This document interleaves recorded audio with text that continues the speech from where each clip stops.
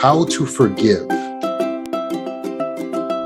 Hi, welcome to Low Zone Channel. We talk about ways to stay motivated and inspired with our daily videos. Click the subscribe button and hit the notification bell for more updates. I've spoken about forgiveness in the past, but I wanted to revisit this topic of forgiveness because there's been a lot more questions that have come up about forgiveness from the very night that I talked about forgiveness, which it's my most viewed talk on YouTube, to now, where I've actually gotten new revelations and understanding on the importance of forgiveness in trauma recovery. And so I want to share my new understanding with you on that, and also answer some of the additional questions that have been raised around the concept of forgiveness. Now, everyone has a different story. Josh's story is that he was raised by a single mother. So his relationship with his mother was close, although his mother was imperfect. Even more imperfect was a boyfriend that she had coming around the house. You see, this boyfriend would actually be abusive to Josh. So this boyfriend, when the mom wasn't around, he would make threats to Josh. You better do this, otherwise you're not going to wake up tomorrow morning. Josh would be so afraid of this boyfriend when he was in the house that at night Josh would try to lock the door to his bedroom and he would sleep with a screwdriver by his bed so he'd have something to defend himself with, because he was so afraid of this threatening boyfriend. But his mother's boyfriend really escalated from bad to worse. And one day Josh got in a fight with him. The police were called, and to Josh's dismay, the police took the boyfriend's side and told Josh he needed to learn to respect his elders. After that, Josh realized he needed to move out of this toxic environment. So he moved across the country, but he's still worried about his mom. And he felt guilty leaving his mom behind, but he figured my mom can take care of herself. After all, she's an adult. However, there was a fateful incident. One day when the mother came home, the boyfriend was cutting up the furniture with a box cutter. And when the mother confronted him, he said that he intended to burn the house down. And he started trying to light the furniture on fire. Gratefully, the mother was able to get away and call the police. And the police were able to intervene before the situation escalated from bad to worse. And the man got locked up. But after this incident, it shook Josh so much that he had experienced a trauma. He felt like he really let his mom down. He wasn't there to protect his mom when things got difficult. And in his heart, he developed a grudge, a hatred, a need for revenge. He felt like, if I could just get my hands on that man. In fact, he got on the first plane home back to Atlanta where his mom lived.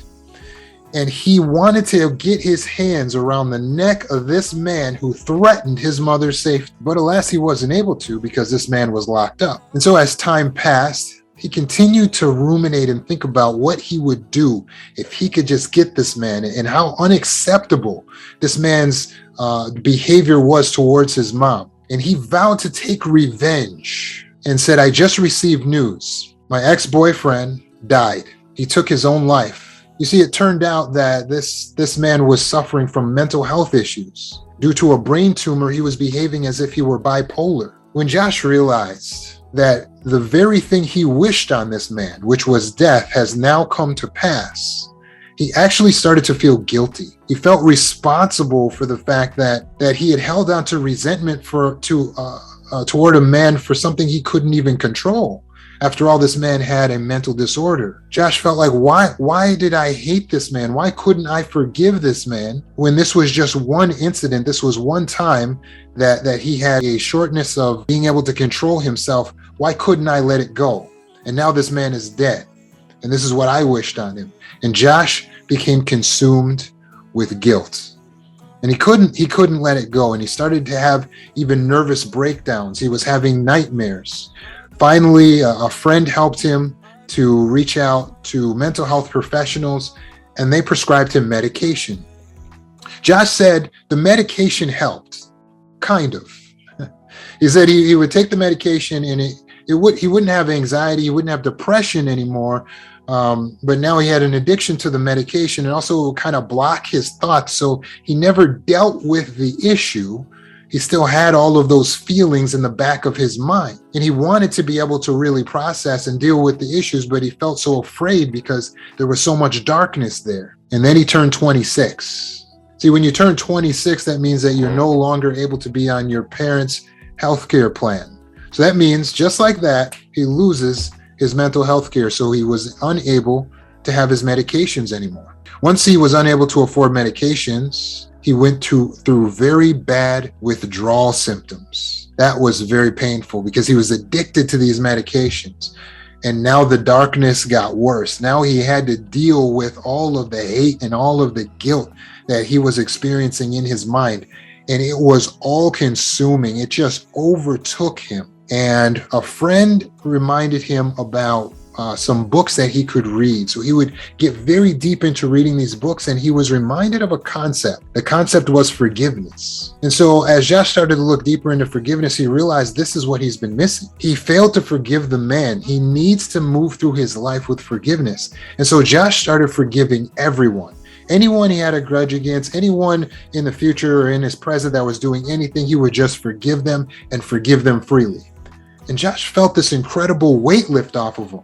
And he started to feel whole again, but there was still something missing, and it was nagging at him. His guilt became so bad that he found himself dialing the suicide hotline one day. And that's when he had an epiphany. He had forgiven everyone except himself.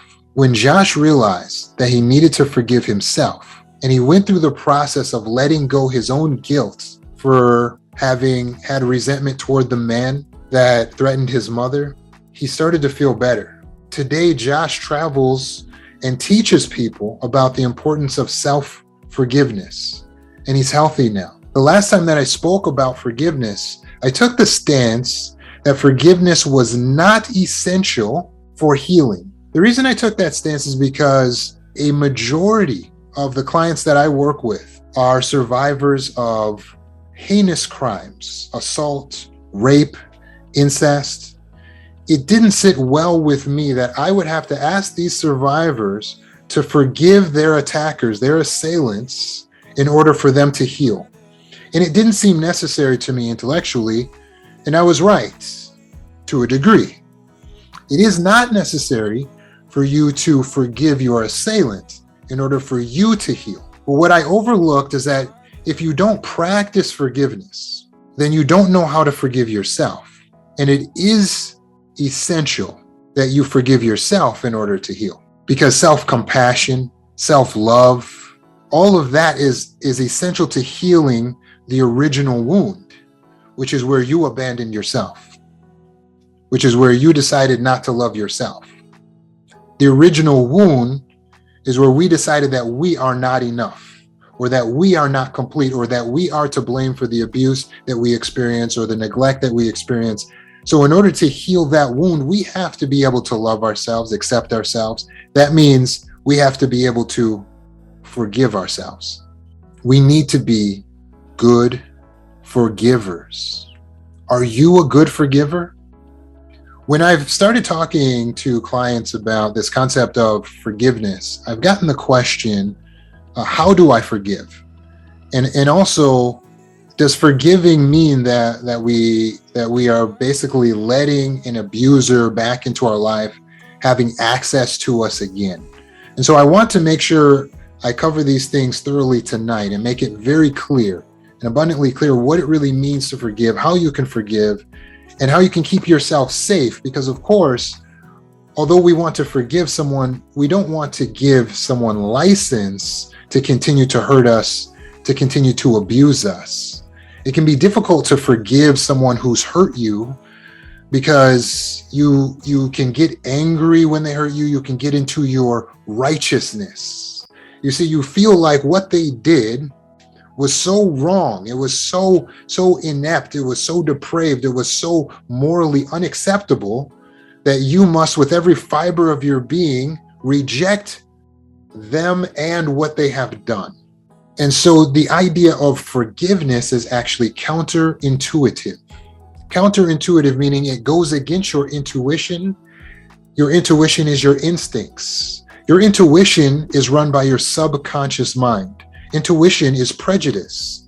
It's the ability to make a split decision without sitting and reasoning on a bunch of information. So to go against the intuition means that we are actually living in the conscious mind. Sometimes we have to do things that are counterintuitive, and forgiving on one level can seem counterintuitive because we're actually allowing a person to get away with the crime that they've done.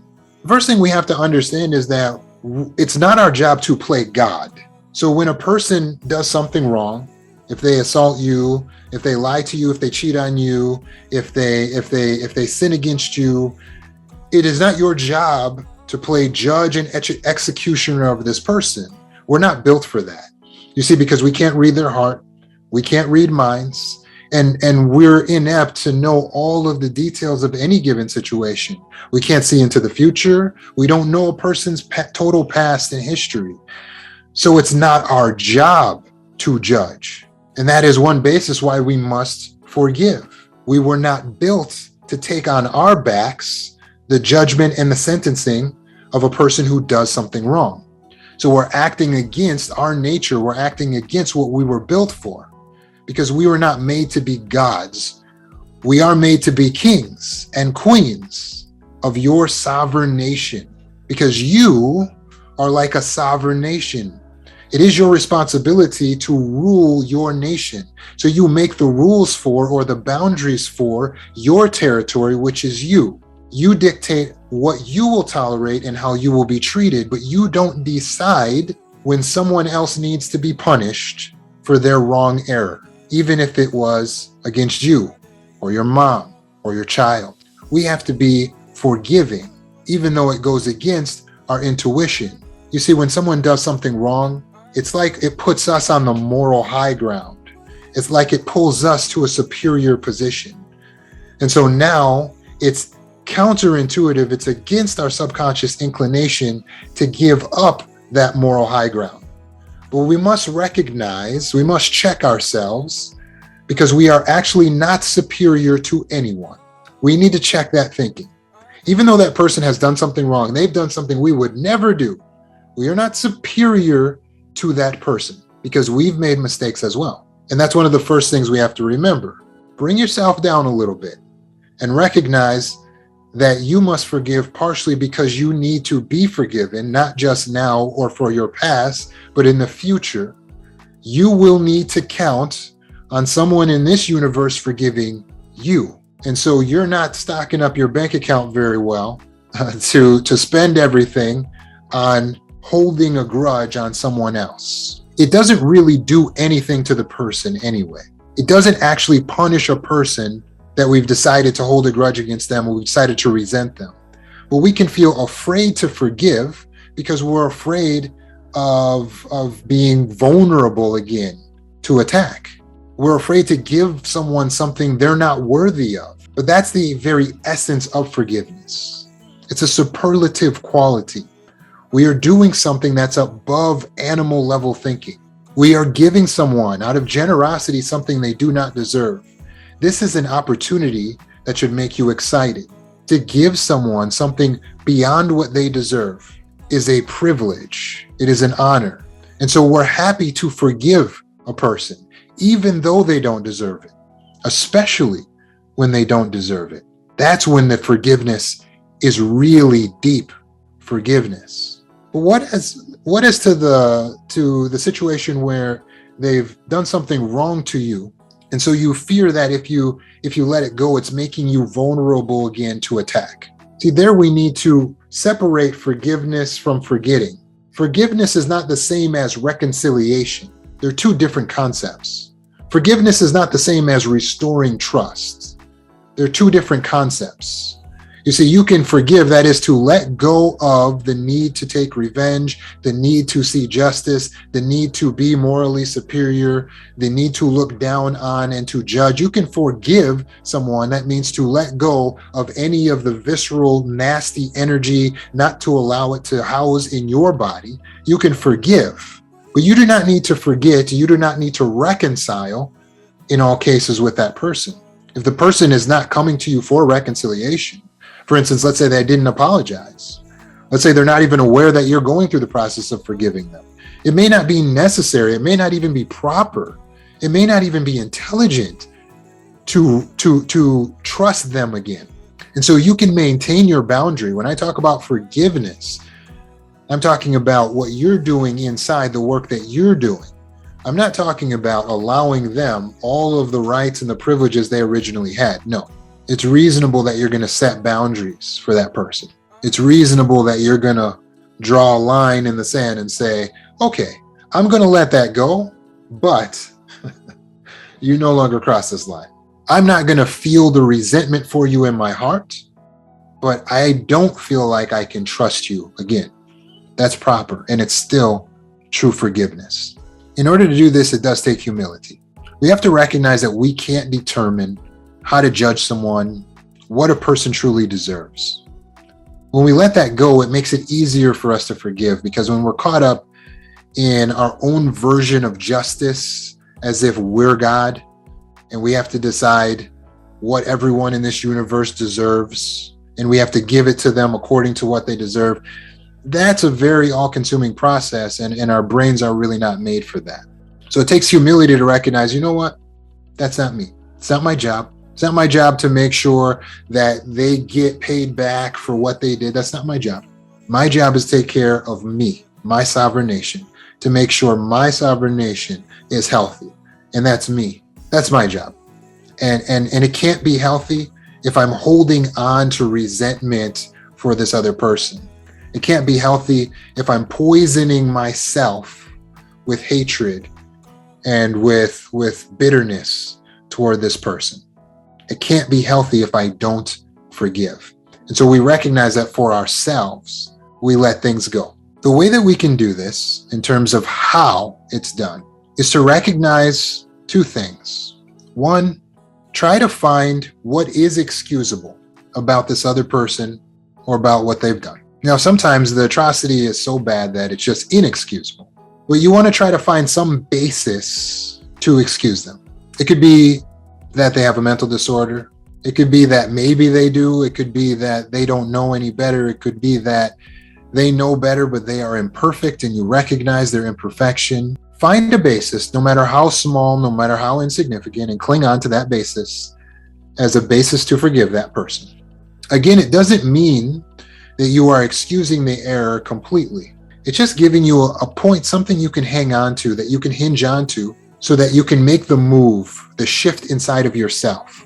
And so recognizing that sometimes we don't understand all of the circumstances behind why someone said something or did something, understanding that people are responding out of their own hurt, out of their own trauma, and hurt people, having the insight to realize that some people, sometimes it's just that maybe they lack the intelligence or the knowledge that they would have needed to act in a decent manner.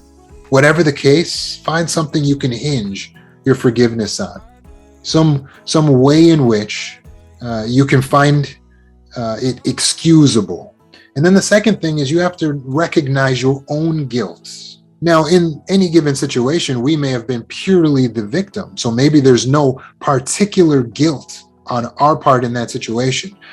But recognizing your guilt is more of a universal process. You're using this just specifically in the moment of forgiveness to recognize how you too are someone who may need forgiveness in the future.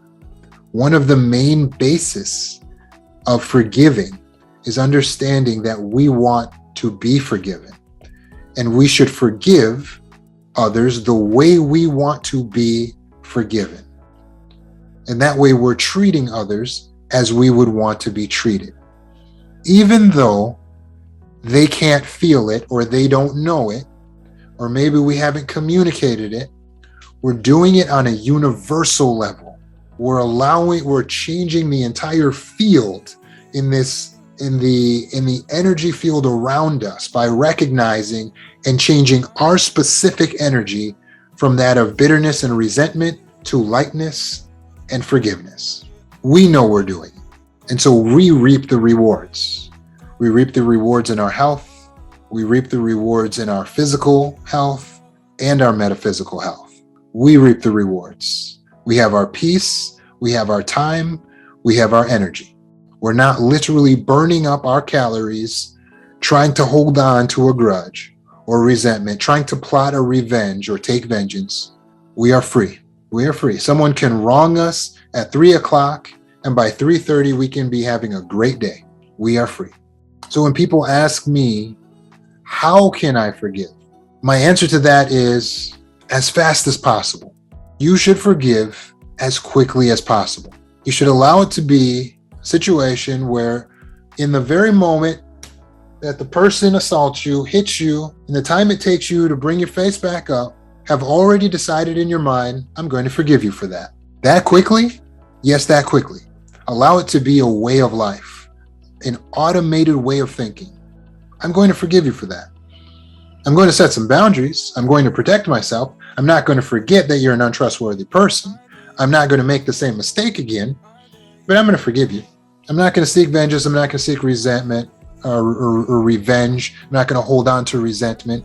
I'm not going to hold on to a grudge. I'm going to let it go. I'm going to forgive it. I'm going to focus on number one, what I understand about you, which is what helps me to see it as excusable. You're ignorant. You don't know any better. You have your own trauma. There's things that I don't know and don't understand about your situation, and I'm not the judge. And I'm going to recognize about myself, I've done things wrong. I've been ignorant. I have my own trauma. I've hurt people. I want to be forgiven. So I'm just going to let everything go right now, just like that. It takes practice, but allow this to be your way of life, your automated mode of thinking. We need forgiveness, so we forgive others, but we must apply this to ourselves. Some people have the self-talk like, I can't forgive myself. When you say I can't forgive myself, that's a self-fulfilling prophecy. You are speaking that into existence because you actually are telling your subconscious mind, when you say I can't forgive myself, your subconscious mind says, oh, okay. And then it's a personal assistant to you. Whatever you tell your subconscious mind, it takes that as command. So if you say, I can't forgive myself, I just cannot forgive myself, then the subconscious mind will not forgive you. It will punish you over and over with cortisol. It's not broken. People are going to mental institutions because they won't forgive themselves, but your brain is not broken. It's doing what it's supposed to do. It's waiting on you to tell it what it's supposed to do. Give it the right commands. Stop telling it to send you to the hospital. Tell your subconscious instead, I gotta forgive myself.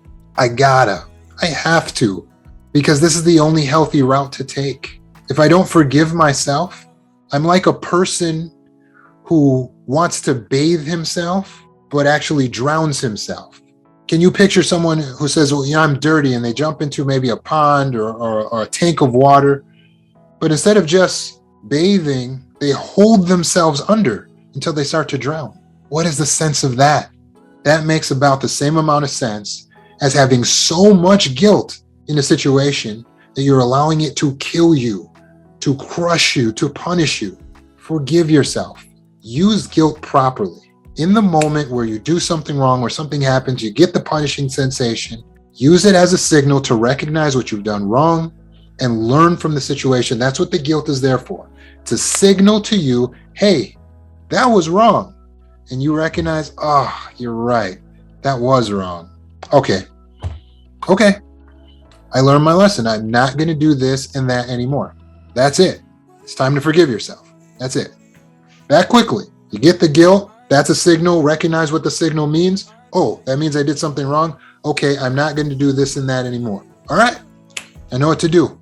And move on, because you do not have space in your temple for all of that negative energy. It's not right to spend your calories, your food, your hard-earned money, and burn it up on resentment, anger, bitterness, strife, and everything that's going to kill you, that's going to destroy you. Because too much cortisol in the system leads to weight gain, lower immune system, high blood pressure, heart problems. The list goes on.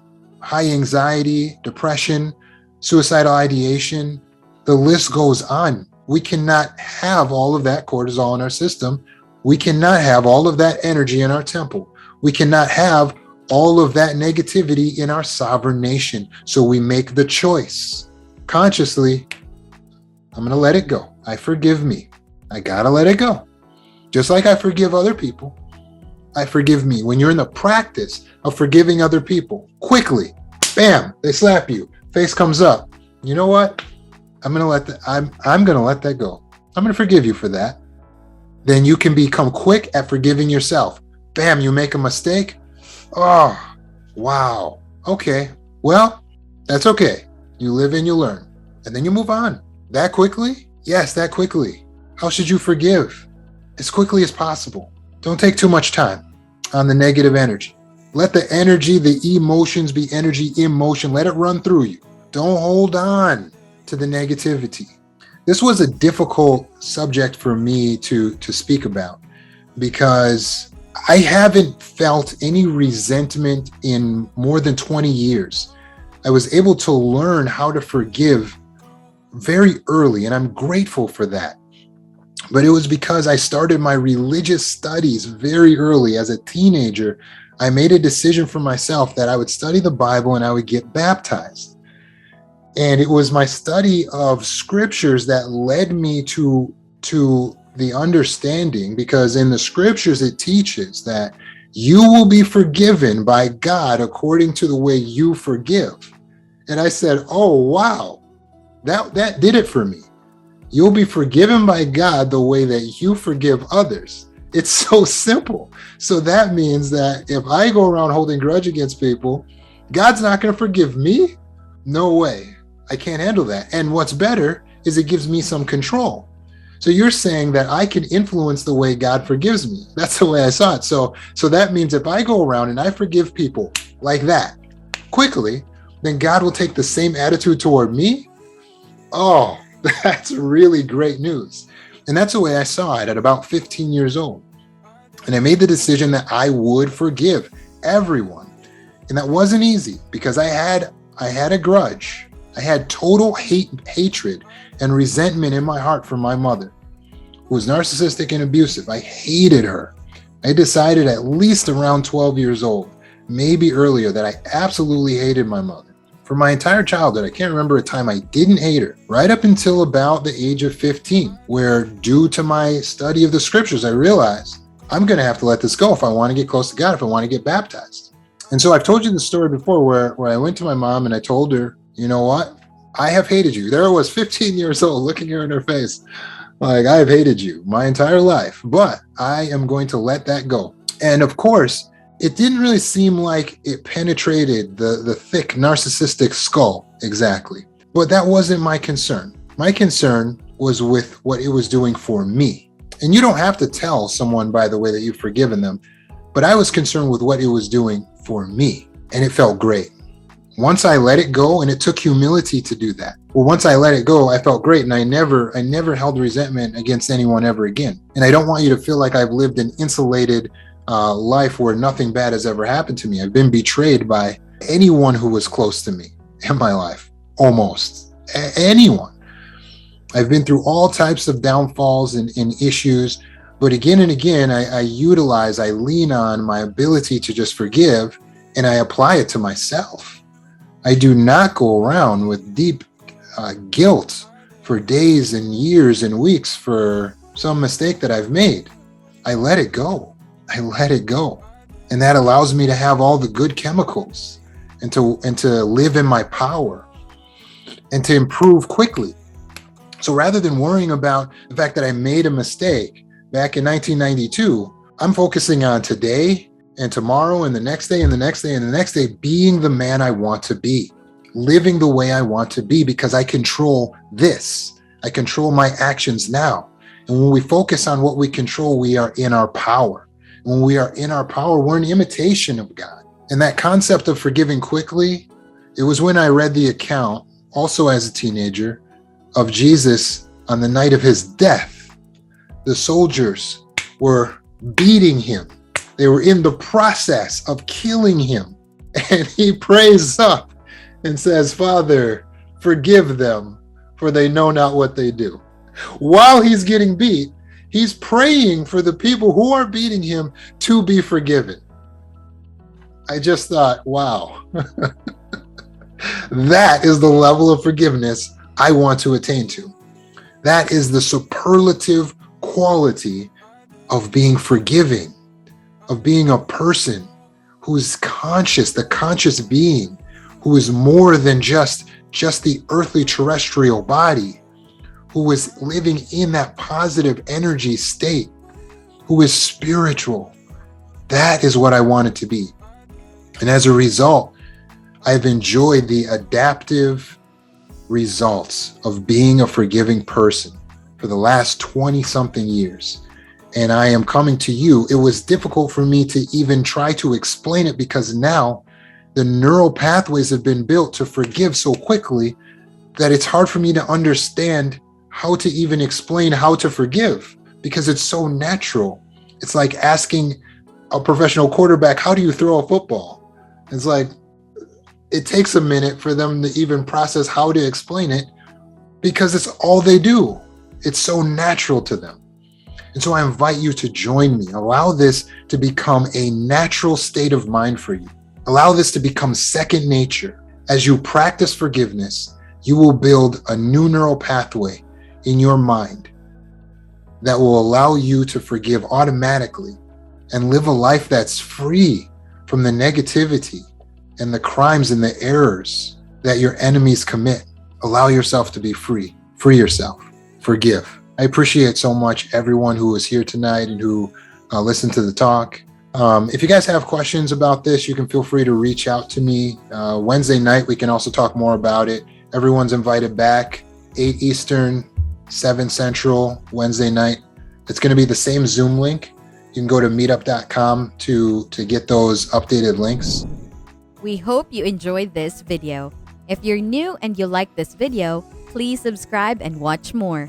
If you already know this channel, please keep watching our other videos. Thanks for visiting and let us know your thoughts in the comment section below. As usual, see you next time.